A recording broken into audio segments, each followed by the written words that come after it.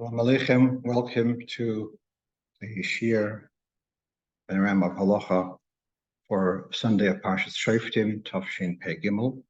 My apologies for not having been available on time yesterday. Dallas Airport did not have any Wi-Fi, so enjoy it as in your leisure time. So let's go to our first question. Someone asked me the past week about bread baked with beer. So is it mezoinus? Is it hamoitzi? So one of the rules for bread to be mezoinus is if it's made with meiperes. That is with fruit juice. That's passable bekisnin. And basically, the reason why breads are sometimes mezoinus is because they are a snack food rather than a meal. People would have them just when they don't have enough time to have a proper meal, so they'll have a snack food, which is usually highly flavored and gives a boost of energy, in contrast to staple meal food, which would be less flavored, and in that way you're able to have a larger amount which will last you the next few hours. So back to the question here, does beer qualify as meiperes? Is beer called a fruit juice, or is it basically water? That's really the question here. So what we have on the screen here is from a contemporary sefer called Shari Habrocha, where he talks about this union of pasaba bekisnin, and where the other ingredients have a strong taste in the dough, in the finished product. So then that would make it into a pasta. It's not normal for people to have that as a meal because of it being excessively sweet. If there's only a little bit of sweetener put in, so then that doesn't take away the status of it being a lechem, of being bread, and therefore challahs, which for Shabbos are a little bit of sugars put into the dough, that's not a problem. Even a Purim challah, you put in a couple of raisins, but it's principally still a bread rather than a highly flavored snack food, and therefore it's still mezoinus. Now, in the notes here, he brings from a sefer called Tiferes Yosef, who talks about a dough made with beer, and who says that it is pasababakisn, it is mezoinus. He quotes also from Stei Chemed that bread which is made with water of beans is also considered pasababakisnin. And basically, he's saying not because they are by definition meiperes. These liquids are actually majority water, but because they have a strong flavor and the bread is strongly flavored, that would make it into mezoinus. He quotes then a sefer Birchas Hanenin, very much a contemporary sefer, who objects to the above, and he says it's just water. I don't think there's such a contradiction. Let's step aside for a moment. On the footnotes, I've got a reference to the Tzemach Tzedek, and I remember as a young bocher, perhaps around bar mitzvah age, or earlier even, my father, Olav Shalom, having a discussion with Regankel Gurkov, Olav Shalom, who was 20 years older than my father, talking about how much water, if you want to make wine out of raisins, so what would be the ratio of how much water or how much raisins? And the background to this is that in Tzemach Tzedek, there's Simon Chavches, I believe, there's quite a discussion about this. The question is, if you take raisins, which had natural fluid, and then they were dehydrated, they were dried out, then you soak those raisins, and they reassert the volume which they were naturally. So now that water, the liquid now which comes out of those raisins, is it wine or may payers, because after all, natural wine has got a certain proportion of water in it. So now that's been reconstituted. Or do you say no? The halacha of may payers is defining a liquid which has gone through a fruit. And if it was added artificially, it doesn't count as may payers. This has got a bearing for whether you can use it for kiddush. Obviously, a bearing in our context, where it's considered. It's got also relevant for baking matzahs with chomets. So it's hardly practical because we don't have this Mayperis matzahs generally. But this is a discussion on halacha, and the Tzemach Tzedek is talking about some shmua in the name of the Alter Rebbe, which he himself hadn't heard from his grandfather. Very, very strict on the amount, and Tzemach Tzedek seems to take a view that when it talks about raisins being able to be used for making wine, it's talking about the raisins. The raisins are not totally dry, and there's a little bit of fluid still in the raisins, and then that fluid is then mixed with up to X amount of water, and it's still called wine. Coming back to our point, so when you have a liquid which has been, when you have water which has become very much one with Mayperis, does it have the din of Mayperis?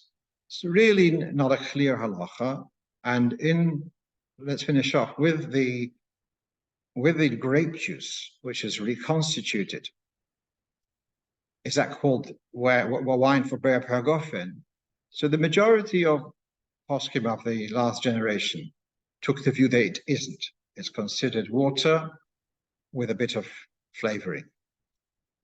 And for example, the Kadassia in London, for their hechsher, the Mazoinus bread under their hechsher, so they would insist that the liquid content, when you talk about apple juice, so the apple juice cannot be regular apple juice, which is like the brown, which is from cooked apples, etc., which is their view mostly water. Instead, you've got the more cloudy greenish apple juice. In England, we have one called Capella. I'm sure that's available under other names in other countries. And that would have to be that natural from crushed apples rather than from cooked apples. That's the liquid which would count as Mayperis. So they would allow, let's say, half, just under half would be water. And then they'd have, let's say, 40% would be this apple juice. And then they would have to have, let's say, they'd count the sugar which is added and perhaps the margarine. However, they work it out, but they do insist that there'd have to be a majority of authentic Mayperis, and reconstituted apple juice doesn't fit the bill. So coming back to the beer. So let's take the view then that the beer is water, like this Sefer Birchas Hanenin is saying, and yet it still remains that if the end product is so strongly flavored that it's going to be not comfortable to have as your regular bread for a meal. It's very strong, so strong that it's more for a snack. I thought on that virtue alone, that would be already justified to call it Mazonos. I know I'm not giving you a very clear category because you can argue this person's more flavor, will say it's more flavor, this person will say it's less flavor, but that's the basic halach. That if it's a strong flavor, that would justify it being Mazonos, otherwise it'd be Hamoitz. Right, let's go on. One of our regular listeners was traveling, and he finishing davening, and at some stage he put on tefillin with another yid, and at the end of he takes off his Rebbeinu Tams, and now he's got two shell rushes on the table, and he's confused which one's which. So he's concerned. He calls me up. What should he do? So I told him that there's a simple way to recognize a shel rosh. If it's just a shel rosh, there's a simple way to recognize the difference between rashes and Rebbeinu Tams. And you know what? I spent time looking into this, and I looked at my Shalosh today, and I think I might have reason to get something corrected. I'm actually in New York today, and made a booking for my tefillin to be checked locally. So I'll discuss it with the Sefer tomorrow. So let's read here what we have from the Alter Rebbe's Shulchan Aruch. This is in Siman Lamed Beis. Siman Lamed Beis talks about the structure of tefillin. So this is you have in the sheet which Sif is somewhere around Sif Samach. I don't see it on the screen, and it talks about when we have the parashas in the tefillin. We've got 4 parashas. Those parashas, those scrolls, are wrapped with a piece of parchment. They are also wrapped with hair taken from a cow, from a calf, and then so there's 2 ways of doing it, and so let's read inside. There's a custom to do both. First, you wrap the parasha, the scroll, with hair of a cow. And then you take parchment and wrap it around. I guess remember now, there seems to be a dilemma whether it's first the parchment, then there's the hair, or first the hair and then the parchment. So you do both. It's customary that this hair for wrapping the parshas is taken from a calf, so that one should remember the misdeed of having worshipped the golden calf, and not to succumb and to sin again. If you don't find calf's hair, you can use a cow's hair or an ox's hair, and you then you first wash the hair well. It should be clean. The sages of the Zohar cautioned, and they advised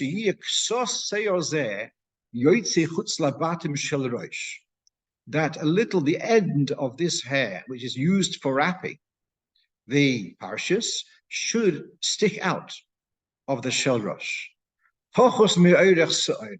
It should be less than the length of a barley grain. So for us townspeople, how long is a barley grain? Is it 9 millimeters? Is it 11 millimeters?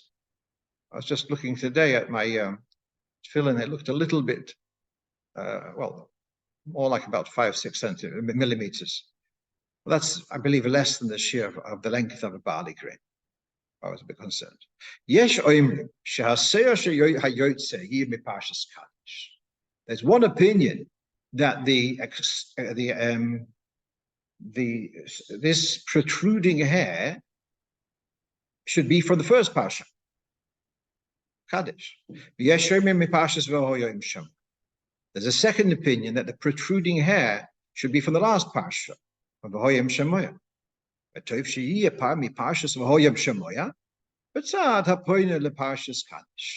should be sticking out from the last parsha, but it should be on the side. You've got to get further on the nearer side.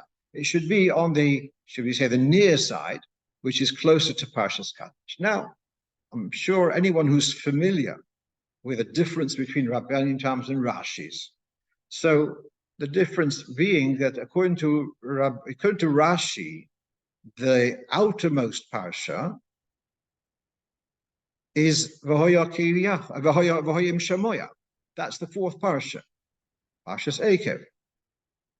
Shema is, so you got Kaddish V'hoyim Kiriyacha is number 1 and number 2, and then number 3 is Parshas Shema from Parshas V'askana, and number 4 is Parshas V'hoyim Shemoya from Parshas Eikev. So if the hair is sticking out from Parshas V'hoyim Shemoya, so it's not on the center, because V'hoyim Shemoya is to the end. So it's going to be between the first, it will be sticking out, the hair will be sticking out in the Shalrosh of Rashi's between the outermost and the second to the middle. The second parsha, which is towards the middle, is there. That's why the hair is sticking out. Whereas, according to Rabbeinu Tam, the Parashat Shema is on the outermost. So you've got Kadesh, which has a shin on one side on the outermost compartment. Shema, which has got a shin, is on the other outermost. And then Vahoya and Vahoya, the two parashas of Vahoya Kiviyach and Vahoyim Shemoya, they are on the center. They are the inner ones.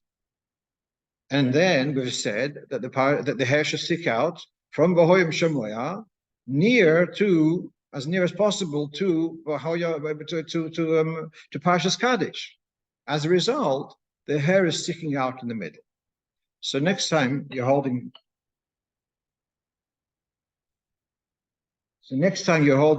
Rashis and Rabbeinu Tams, you'll see that in the front there's hair sticking out. In Parshas, in Rabbeinu Tams, the hair is sticking out in the middle, and in Rashi it is off center, between the third and the fourth compartment. Thankfully, the mix-up in our case was only with Shel Rosh. Had it been with Shel Yad, that would have been much more difficult to sort out, and it would possibly have been taking it to a sofer to open up and establish what it is. I remember, perhaps I've discussed this some time ago. I remember years ago, about 40-something years ago, that there was a note hanging in 770 where the Rebbe referred to a sefer called Melechet Shamayim, and where that sefer Melechet Shamayim, so Yakish sefer on Sofras, had written about etching on the tefillin itself a symbol, a letter to recognize whether it's Rosh or Rabbeinu Tams. However, others disagree with this, and if you may remember, we discussed a couple of times of extra writing on a parsha or even extra writing on tefillin. It may actually be a question because we have a lot of Meshim of having shinin, but not to have extra writing. So there could be there are apostles who disagree, not to make any writing on the boxes themselves other than the shinin, which are halacha. So that's why possibly it's not common to have a symbol, as in a letter, identifying which is Rashi's or which is Rabbeinu Tams. Right. So the background the Alter Rebbe did refer to. If you remember, he said Chachmei HaZohar. So I did look up the Zohar and have here the following. Says Reb Shimon, that's what's bottom at the top of the page. Says Reb Shimon that Hashem has given us these in your name. That there are sometimes we give a little bit of energy to Klippa. I'm going to tell you a secret, which shouldn't be revealed unless for holy people. There is the Eibishter gave the spirit of impurity some degree of power, and it can cause harm. And we cannot disgrace it, but we have to be careful, protect ourselves from it. But they shouldn't cause trouble in Kedusha. And for this reason, we give them a little bit of space in the Kedusha, and that they are aware that their koyach comes from Kedusha. And that is where we have in the tefillin, we have a hair of a calf, and we have that hair of the sticking out. And this hair of this strand of hair is not Mekabel Tumah, and he talks here because it is so small. It's just like a size of a barley, less than the size of a barley. And because of that, it's not eligible for Tumah. And he talks about it being visible on the outside, that when one one looks at it, so then it somehow reminds me of the idea of a vaccination. The little bit, yes, the klippa does exist, it has a little bit of chayas, but its chayas is coming from Kedusha. So that seems to be the message of calf hairs sticking out from the tefillin, that they get their koyach, the klippa gets its koyach from Kedusha, something on those lines. What's interesting here is he's talking here about the size of a barley, and we know that in some areas in halacha, that a bone from a human skeleton, if it's less than the size of a barley grain, then it doesn't cause tumah. But that's about the size of a barley grain. Here it talks about, and here in the Shulchan Aruch, the way it was quoted is the length. What was the words again? The length of a barley grain. So I'm curious. I'm also curious, which I didn't. Sorry, I haven't done my homework on this. Is that the width of the straps of the tefillin should be no less than the length of a sa'ira, which is also important when you give your tefillin to be checked, to make sure that the checking should also include the width of the ritzuas, especially on the shel yad, when people sometimes pull it tight. It's leather, it tends to stretch. So it stretches and becomes narrower. So to be aware of that, there is a minimum width of the ritzuas of the tefillin. So what my point of saying now is, I'm curious whether there is what's the explanation why the ritzuas is also measured with the size of Oirech HaSa'ira, whether that's got anything to do with this on the concept of the Zohar in relation to the little hairs sticking out of the tefillin. Okay, I hope that was enriching as far as knowing a little bit more about the difference between Rashi's and Rabbeinu Tam's with the hair on the outside. Okay, my third question, I spent Shabbos in Laramie, Wyoming, where my son Yaakov is on Shlichus, and it's a new experience for me. One of them is very, very rare that I've been Shabbos without a minyan. Well, during COVID, a little bit, but other than that, hardly ever.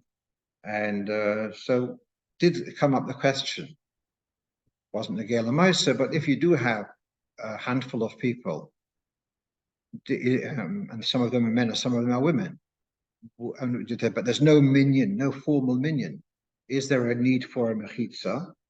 Now, as I said, I'm traveling. I don't have this forum with me, which I would like to have.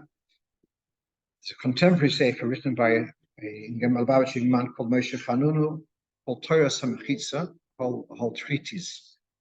I think he did this for some Machon Shmuel, which is based here in the United States. So I didn't have that sefer to look this up. The concept of mechitza in shul does not have a siman in Shulchan Aruch. It's not written so clearly, and so there's a lot of room for speculation, etc. In the Achronim, they talk about when there's a tzibur, when there's a minyan, you need to have a mechitza. Of course, I don't want to get drawn into having said the wrong thing. What happens in a shiva house, Rahman litzlan, etc. Generally, I like to ask that they should be in a separate room, but when there's no minyan, I couldn't find that there would be a requirement for a mechitza. That's as much as I can say for the moment. Perhaps we'll revisit this another time. Right, but now, the next question, which you might have found a bit entertaining, but there was a question, a real serious question. May I employ a goy to walk my dog in shops? So I'll tell you the background to the question. There's a Yid in Laramie who lives alone. He's a Shomer Shabbos, wears tzitzis. He has a couple of dogs. Okay. We invite him, my son invites him to come stay over for Shabbos. He lives a little bit of a walk. It's a long walk. So you come and stay over for Shabbos. He comes and stays over for Shabbos. Becomes a shiloh, who's going to look after the dogs? And it's a whole new masechta for me because I don't know about looking after dogs. So dogs also have to be taken for a walk. So his suffix was this fine Jew. If he goes away for Shabbos, he'll have to employ a goy to look after the dogs. Say, there's nothing wrong with that. Even to take the dogs for a walk, they're also in his geferlich. There's nothing. In Hadin, you'd be allowed to walk a dog on Shabbos. Holding the leash, that would also be, because that's still legitimate. Question was, there's the next Madrega. Those who don't have dogs, now if you ever had a taiva, to have a dog, so now I'm going to ruin that time. Part of the holech yelech of dogs is that they are the lashon of the posuk is mashtin b'kir, but they sometimes relieve themselves. No, if they leave a deposit, so polite people in the civilized areas feel a duty that they have to pick up the waste, and so walking a dog also involves taking with a bag, and hoya kasher. The dog is leaving a deposit, so you have to pick it up and then deposit it where mamokim hamasim. So here's when I say Shabbos, when you ask the guy to walk your dog, so then it's going to be a ma'aser that he's going to also take a bag.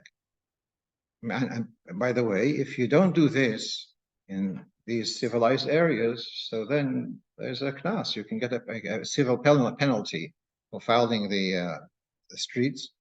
Every dog has got a register or whatever, so you can get into trouble. So here's the shaila. So this is a serious shaila, yeah? He wants to go away for a Shabbos, and he wants to employ a goy, but he knows that if he employs the goy, it also means that the goy will be carrying a bag with him. That's the way looking after dogs has to be done. So looking now and says shaila, are you allowed to employ a goy to walk your dog, which is in part of that is going to be you're going to take with a bag, the chulo, to wipe up to clear up after the dog. So now let's take a look. So this we have here, I think it's from, you have the notes, I think it's Reishai involved. I don't remember now, I don't see it on the screen which simon it is, but on the notes you have the address. I think no, this is Reishon and Gimel.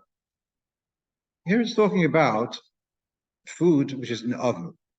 And the oven has got a door, and this door is stuck onto the oven, and then if you take away the door to get your cholent out, that removal of the door is going to allow a gush of air in, and it's going to be activating and exciting the embers. So this is the discussion over there. Are you allowed to ask? So he says Israel would not be allowed to take the pot out of this oven because by removing, and then it's talking about if it's in the embers, you lift the pot from the embers, so then the embers start tumbling, and that's going to cause some of them to go out, or some of them to be woken up, poked.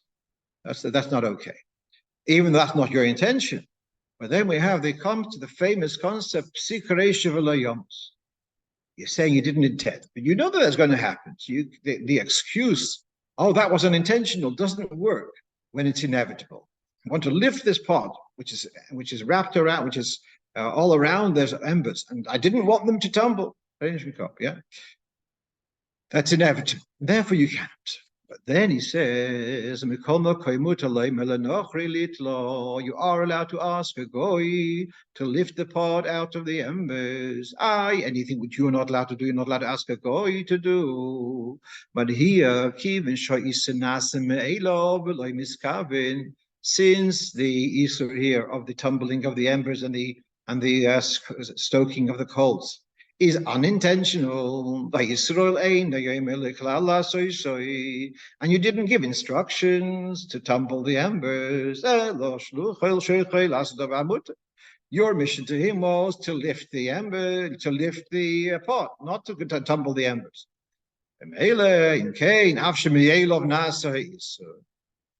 Although, as a result, automatically the Isra is going to happen. The tumbling of the embers, which is a spin-off of the lifting the pot, that's not my shlichus. My shlichus, my instruction to him wasn't about embers. My instruction to him was to lift the pot. The consequence that happened. That's not what I commissioned him for, and therefore we're allowed to ignore it. The guy himself doesn't have a problem of Isser Shabbos. I'm not allowed to commission him to do something which is Isser. So there's a kind of Palginon Dibura. I told you to lift the pot. As a result, there's going to be a fire happening. That's not what I told you, and therefore I can't ignore it. All right. So let's say a similar thing. You got left the light on in the fridge. To ask a guy to open the door of the fridge, even though the light's going to go on, that's okay because that's a psikresh. Of course, in our instance, it is not a psikresh. But I wanted to borrow the same idea. I am employing this guy to walk the dog. I'm not talking about the etiquette of having with a bag and gloves and alazachen, which would normally be part of that procedure. But I didn't give him the instruction. Therefore, I wanted to extend this idea that it would be mutter to ask him to walk the dog, even though I know that he is also, as a result, going to do a malach of carrying, etc. It's a little bit, I can see I might be taking a bit of a liberty here. I wanted to just therefore throw another bomber. And if one doesn't work, perhaps the other one will work.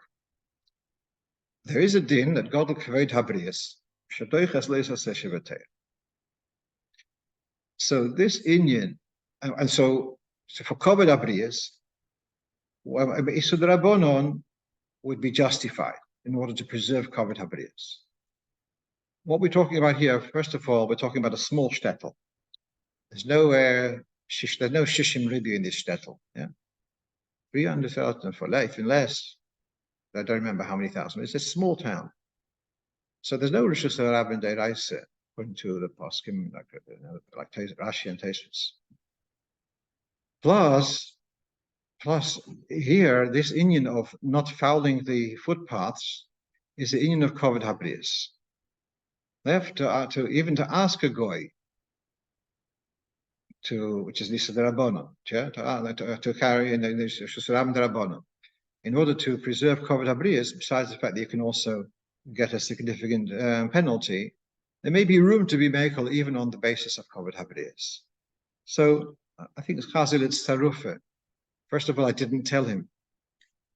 Bem is what I told the fellow to tell him to don't talk about this aspect of taking with wipes, etc. Just to walk the dogs. And the emes is he can walk if he wants to walk around in the back garden without walking in the street. So that's also an option. That's not so desirable. I must, since I did the Osler Yodon, I must share with you. On Friday night, we are sitting at the Shabbos meal. There were about 12 people around the table, and my son invites people around the table to share something interesting, an experience which they had, perhaps during the recent week, etc. And so, listen to this.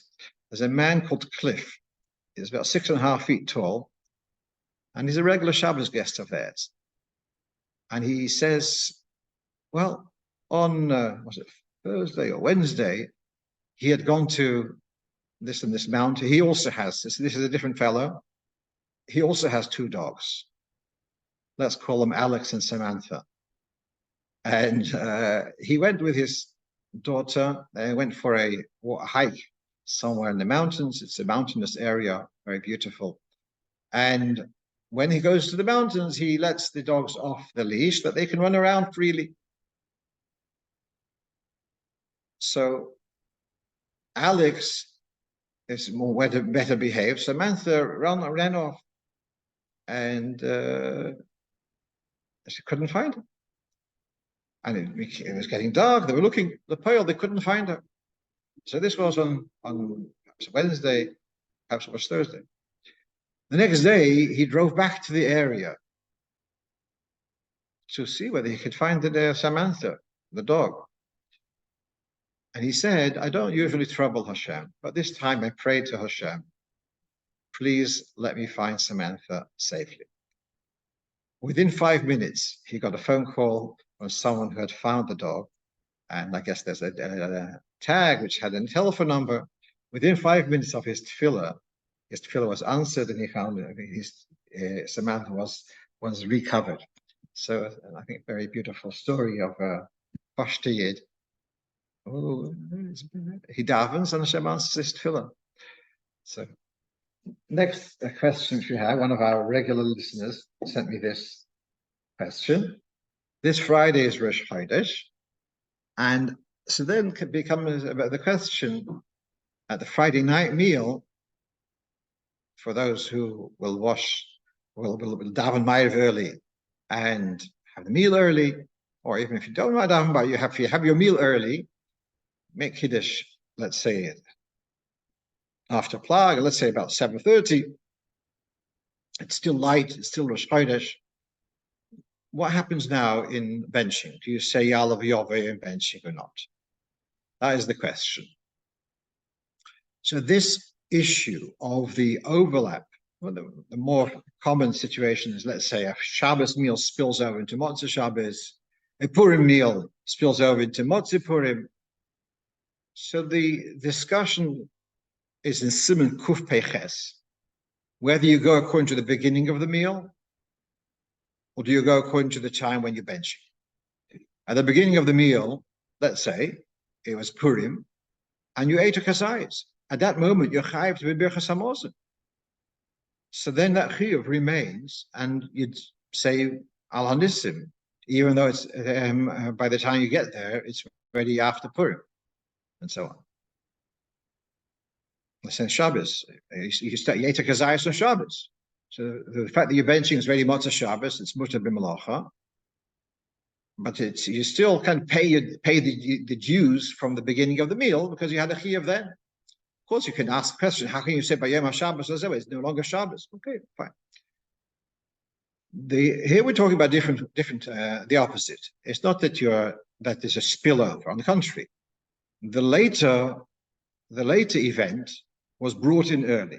Shabbos begins at 9 o'clock, and you brought in Shabbos at 7 o'clock, 7:30. Does that take away from the authentic current event? So, as I said, in Siman Kuf Peches, there's a lot of discussion. There's a massive sif, which is about 1.5 pages in the Alter Rebbe's Shulchan Aruch, even in the old print. And so he writes there about kind of carrying over the added element from benching, from the beginning of the meal to the end of the meal. So I'm sure we discussed it before. There's a chasana which takes place, let's say, on a Rosh Chodesh, and by the time it comes to benching, it's already Motzei Rosh Chodesh. Do you say Yalav Yoveh in benching?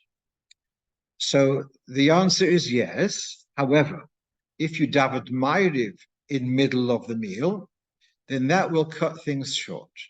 Once you've daven Ma'ariv of Motzei Rosh Chodesh, you're not going to say B'yom Rosh Chodesh Hazeh.